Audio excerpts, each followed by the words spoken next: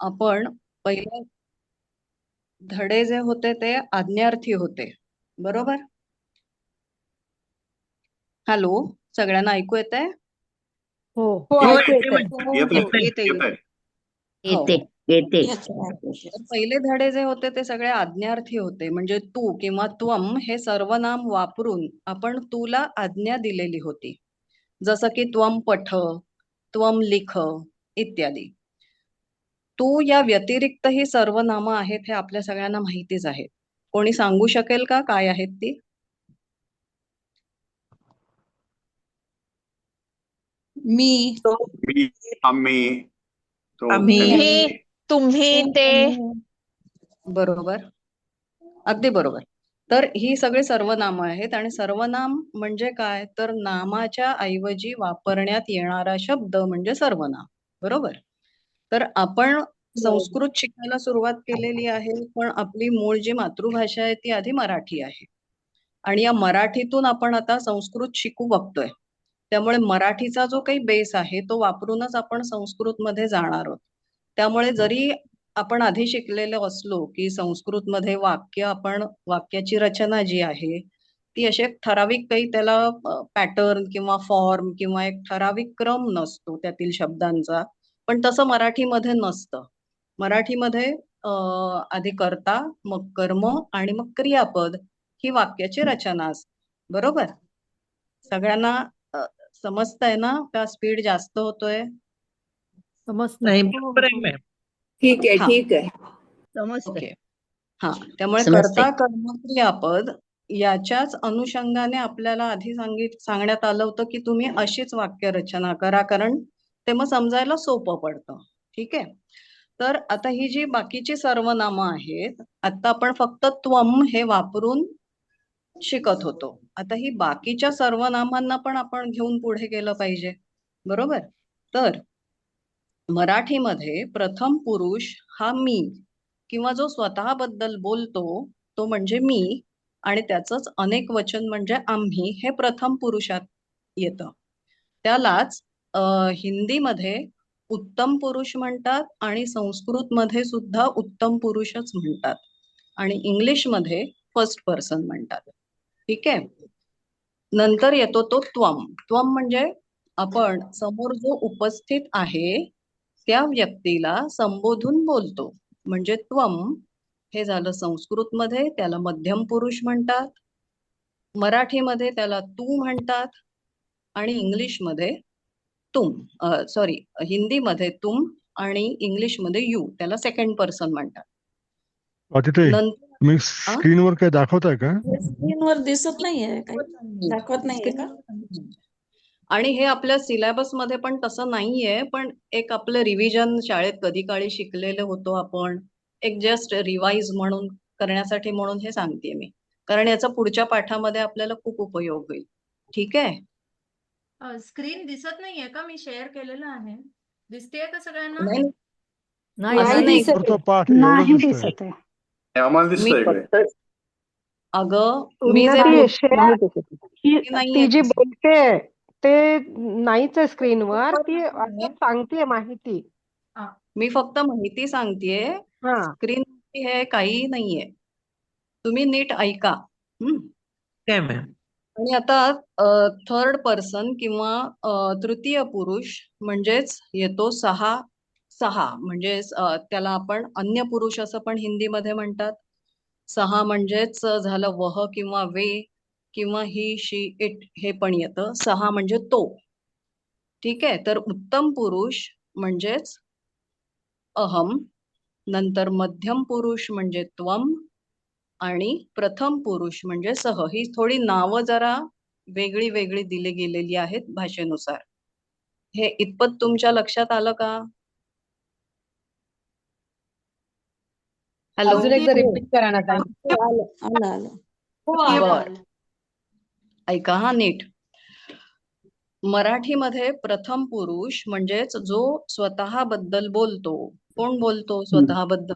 तर मी. स्वतःच बोलतो.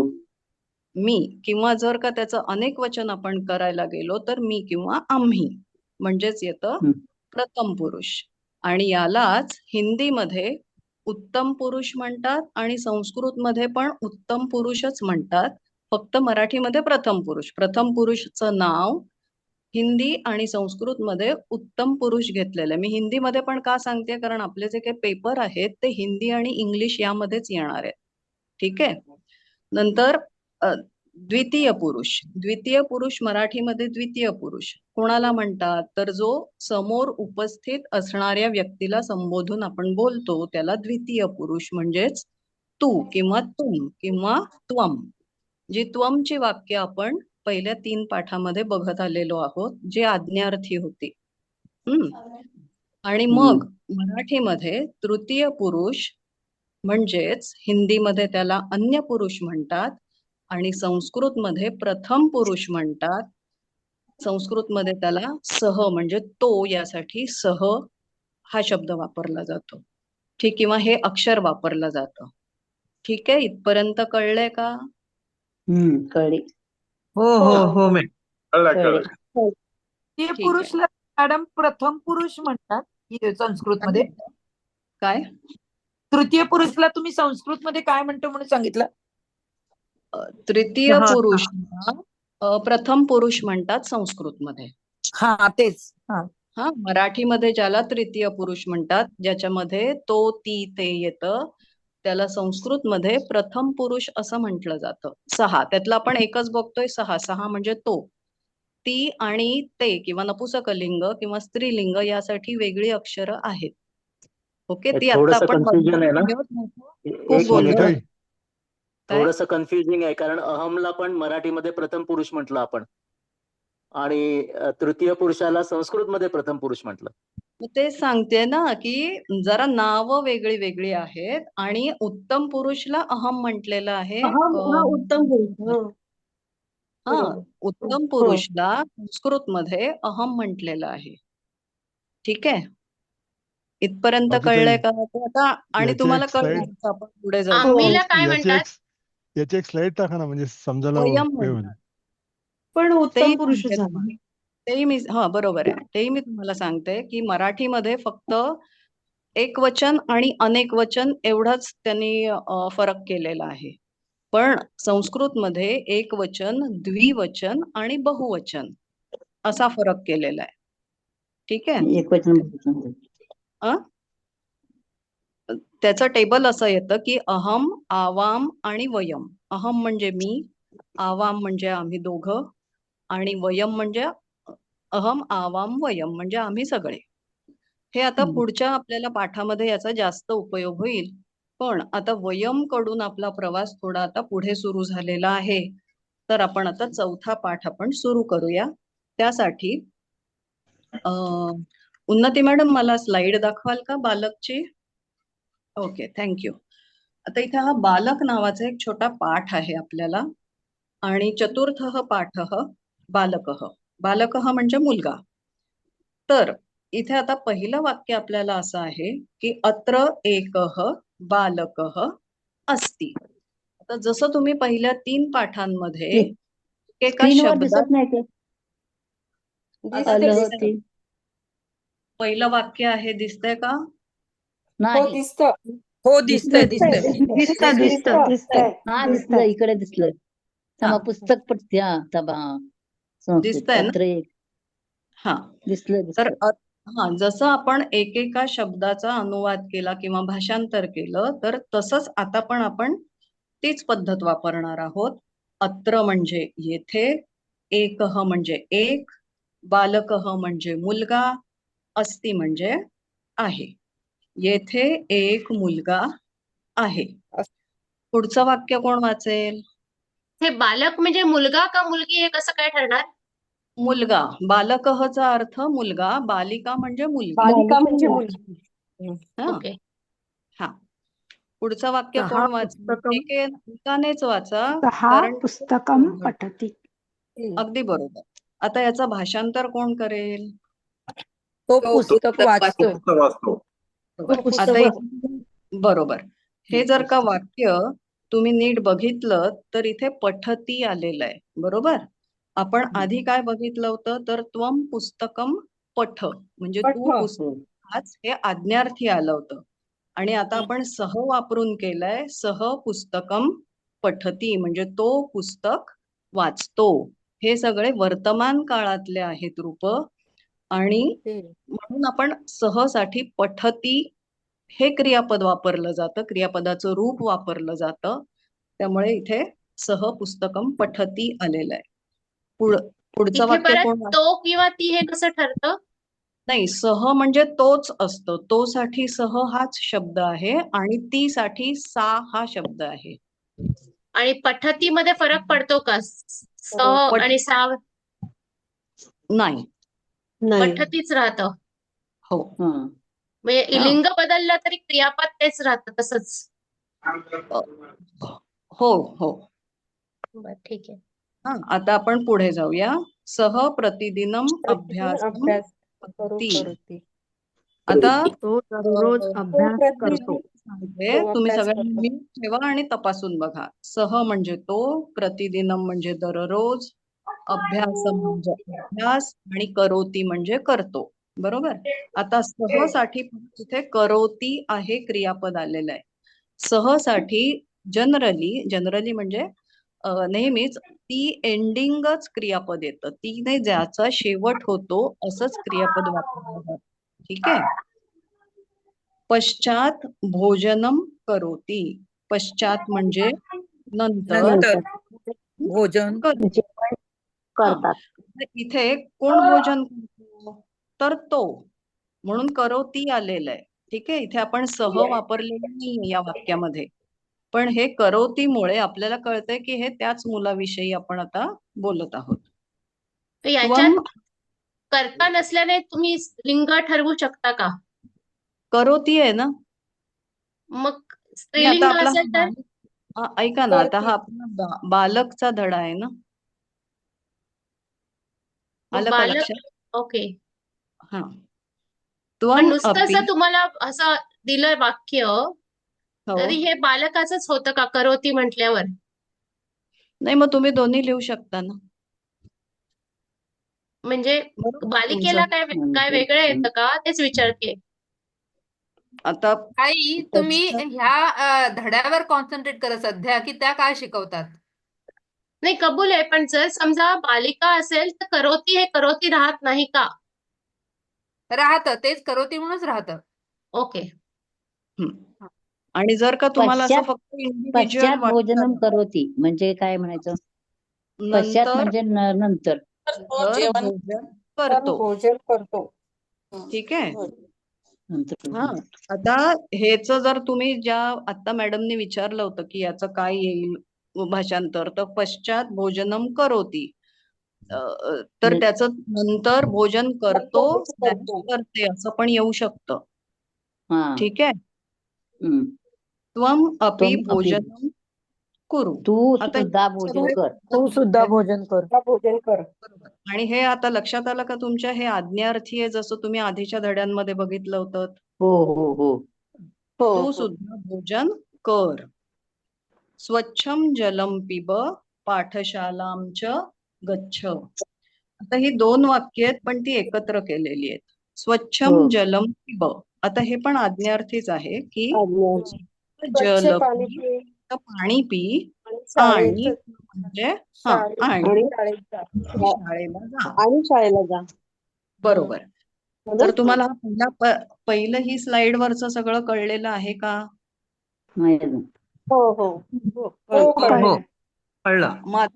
हा, दुसऱ्या स्लाइड कडे आता आपण जाऊया. ओके. आता या दुसऱ्या स्लाइड मध्ये बालक हाच धडा, फक्त त्याचा आता पुढचा परिच्छेद आहे. बालकः पाठशालाम गच्छति. याचं कोण मला भाषांतर सांगेल का? मुलगा शाळेत जातो. मुलगा शाळेत जातो.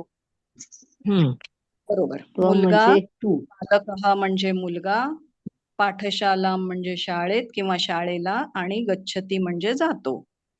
सह तत्र प्रतिदिनम पठती. कोणी भाषांतर सांगेल का?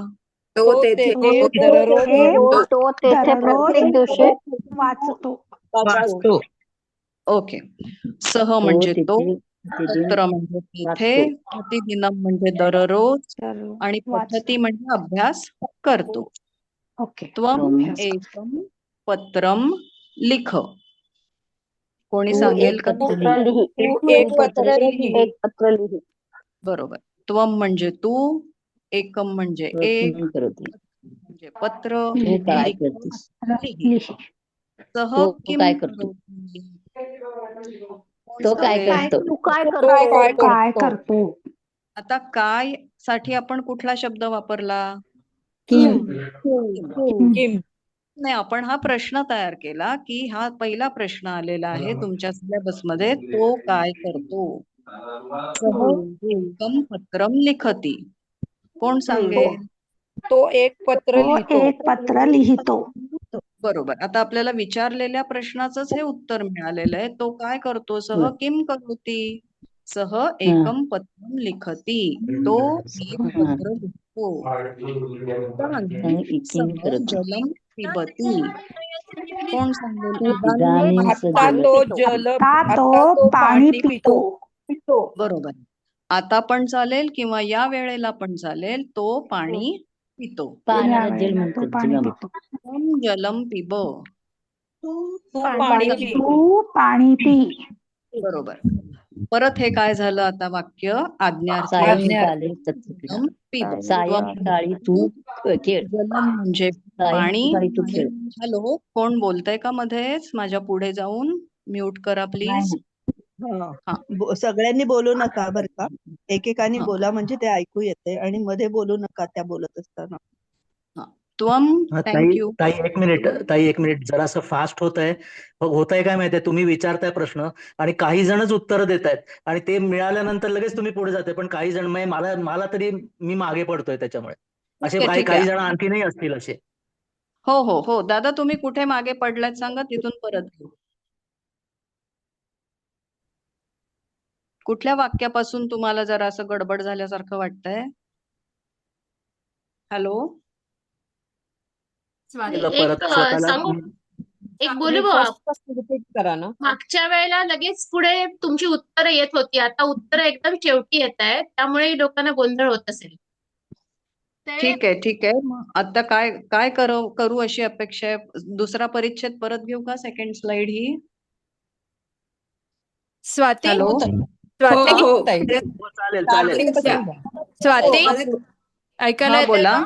आम्ही हो. सगळ्यांना म्यूट करते स्वाती. तू अनम्यूट कर आणि तू ही सगळी स्लाइड पुन्हा वाचून दाखव.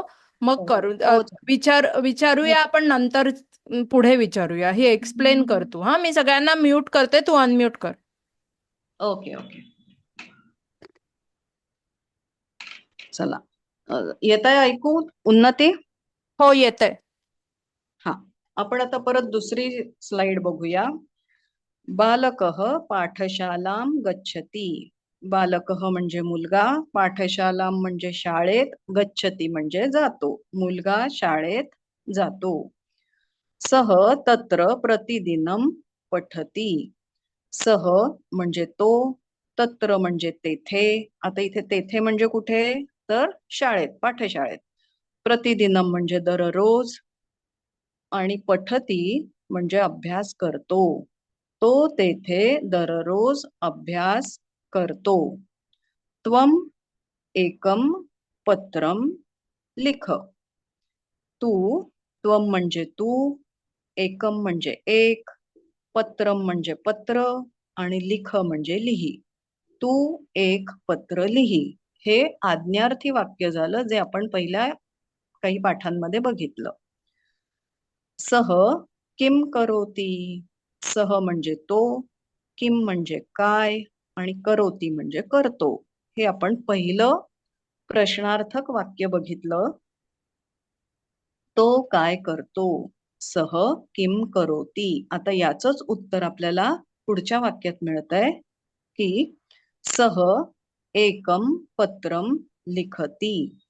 सह म्हणजे तो, एकम म्हणजे एक, पत्रम म्हणजे पत्र, आणि लिखती म्हणजे लिहितो. तो एक पत्र लिहितो.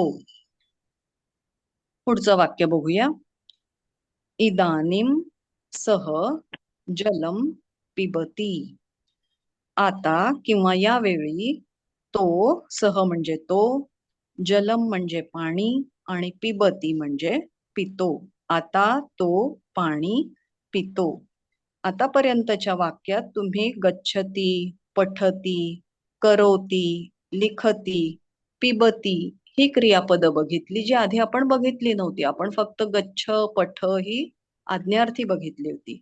आता ही पिबती, पठती ही कोणासाठी आली आहेत, तर तो या सर्वनामासाठी आलेली आहेत, म्हणजेच सहसाठी आलेली आहेत. की सहसाठी हे नेहमी पिबती किंवा तीने शेवट असणारी क्रियापदाचं रूप होतं. त्वम जलम पिब. पुढचं वाक्य असं आहे की त्वम जलम पिब.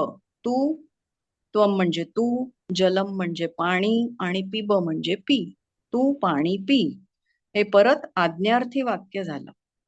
सायंकाले तत्र क्रीड. सायंकाले म्हणजे संध्याकाळी, तत्र म्हणजे तेथे आणि क्रीड म्हणजे खेळ. संध्याकाळी तेथे खेळ. सह बालकः क्रीडांगणे क्रीडती. सह बालकः, सह म्हणजे तो, बालकः म्हणजे मुलगा, तो मुलगा, क्रीडांगणे म्हणजे मैदानात, क्रीडती म्हणजे खेळतो. सह बालकः क्रीडांगणे क्रीडती म्हणजे तो मुलगा क्रीडांगणात खेळतो. हा बालकचा हा जो काही पाठ आहे हा इथे आपला संपतोय.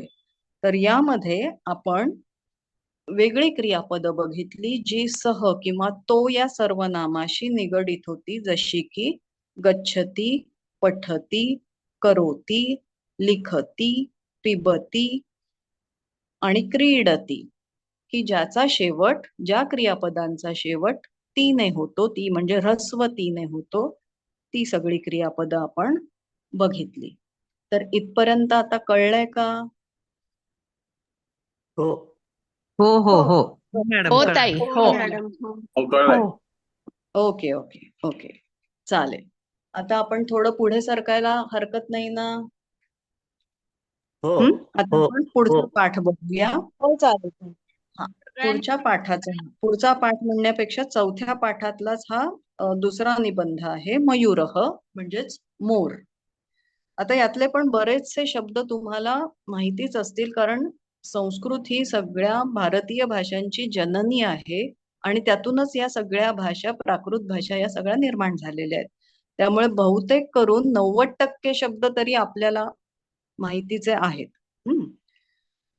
पहिलं वाक्य असं आहे की मयूरः नृत्यती. आता नृत्यती म्हणजे नाचतो.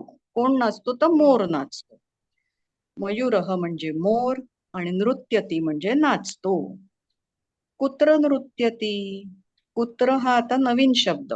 पहिला तुम्ही किम शिकलात आणि किमचा अर्थ होता काय. आता कुत्र याचा अर्थ कोठे. नृत्यती म्हणजे नाचतो. कोठे नाचतो?